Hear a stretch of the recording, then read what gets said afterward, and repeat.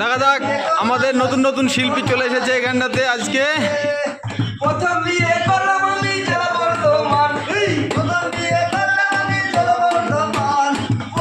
আমাদের ঢোলক মশাই ঢোল বাজাচ্ছে, দেখেন কি সুন্দর। আমাদের মেন শিল্পী হচ্ছে ভোগকাট্টা।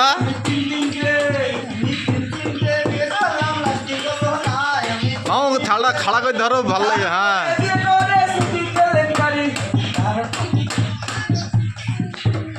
হোক হোক হোক হোক, কমে গেল। আহা ওহো